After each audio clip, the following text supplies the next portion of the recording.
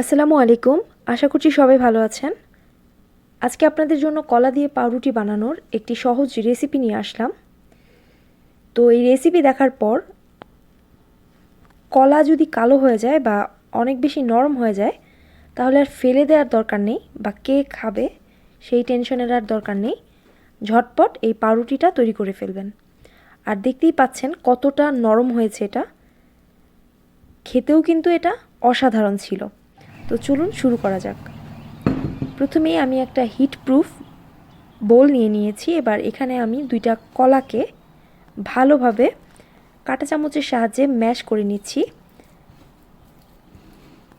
তো এখানে এমন কলা ইউজ করতে হবে যেগুলো কালো হয়ে গেছে বা বেশি পেকে গেছে বা নরম হয়ে গেছে।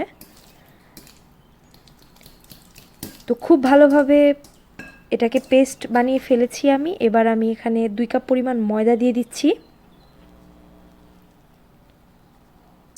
আধা চা চামচ পরিমাণ লবণ দিয়ে দিচ্ছি, 1.5 টেবিল চামচ পরিমাণ চিনি দিয়ে দিচ্ছি।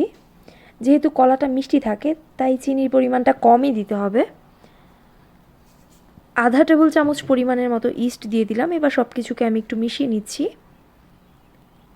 এবার এখানে আমি 1.5 টেবিল চামচ পরিমাণের মতো তেল দিয়ে দিলাম। আবারও সব কিছুকে একটু মিশিয়ে নিচ্ছি। এবার কলা সহ সব কিছুকে হালকা হাতে একটু মিশিয়ে নিচ্ছি।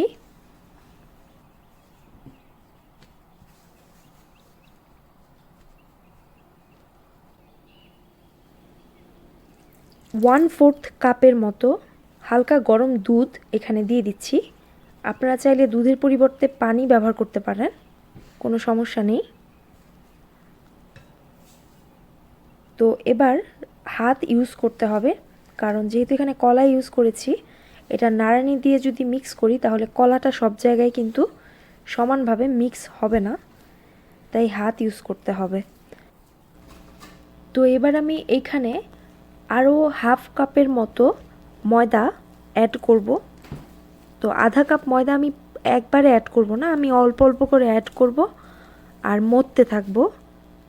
আর এটাকে আমি প্রায় 5 থেকে 6 মিনিটের মতো খুব ভালোভাবে মথে নিব, যাতে কলা খুব ভালোভাবে মিশে যায়।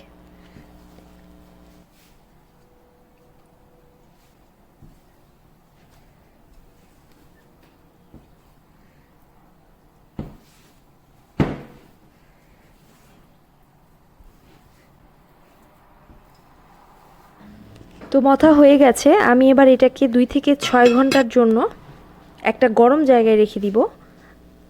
এটা মিনিমাম 2 ঘন্টা, ম্যাক্সিমাম 6 ঘন্টার মতো লাগতে পারে। আমার প্রায় 5 ঘন্টার মতো লেগেছে এটা ফুলতে। ফুলে কিন্তু প্রায় এটা ডাবল হয়ে যাবে।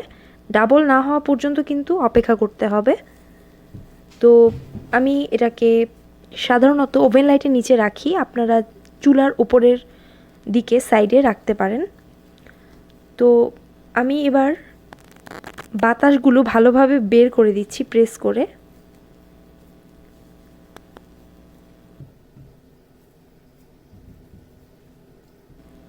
তো অনেকক্ষণ রেখে দেওয়ার কারণে কিন্তু ডোটা অনেকটাই স্মুথ হয়ে গেছে।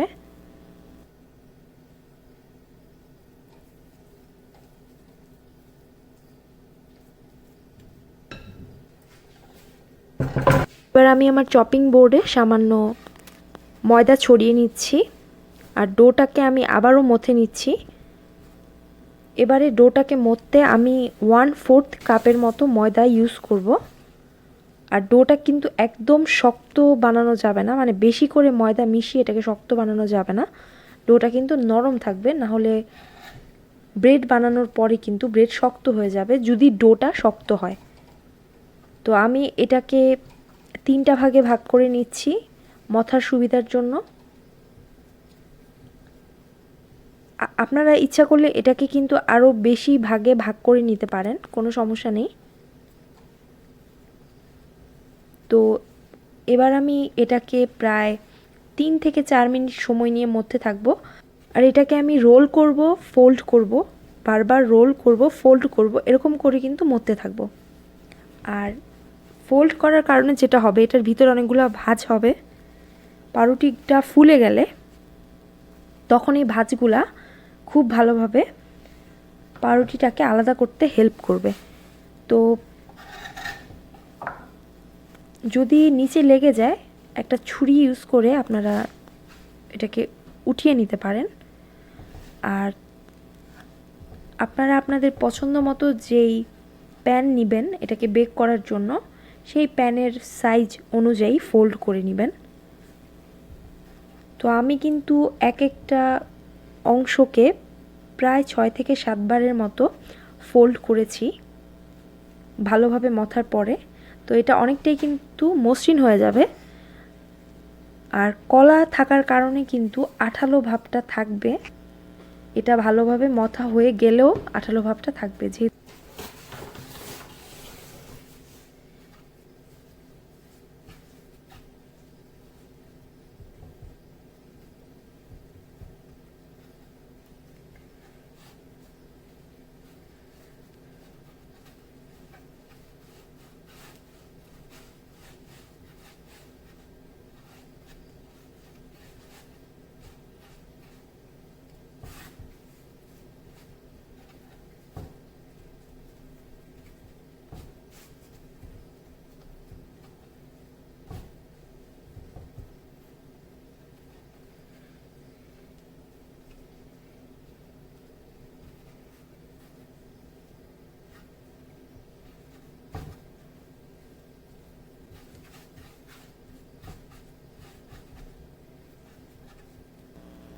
তো আমার মথা শেষ হয়ে গেছে। আমি এবার এই প্যানটাকে আবারও ওভেন লাইটের নিচে ঢেকে রেখে দিব 1 ঘন্টার জন্য।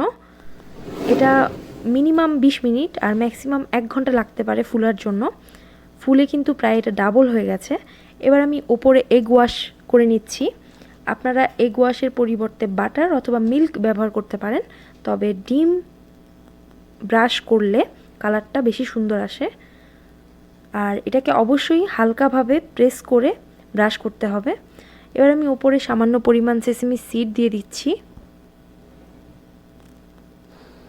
আর প্রিহিটেড ওভেনে 375 ডিগ্রি ফারেনহাইটে আমি এটাকে 30 মিনিটের জন্য বেক করব। আর এরকমভাবে নিচে আমি একটা পানির পাত্র রেখে দিব, যাতে ইভেপোরাইজেশনের কারণে পাউরুটিটা ড্রাই না হয়ে যায়। তো আমি এটাকে বের করে নিয়েছি আর এটাকে আমি সাথে সাথে প্লাস্টিক র্যাপার দিয়ে ঢেকে রেখে দিব যতক্ষণ না পর্যন্ত ঠান্ডা হচ্ছে, তাতে করে পাউরুটিটা ময়েস্ট থাকবে। আরেকটা জিনিস, পাউরুটির উপরে কিন্তু এগ ওয়াশ, বাটার বা মিল্ক কোনো কিছু দিয়ে ওয়াশ না করলেও হবে, কোনো সমস্যা নেই।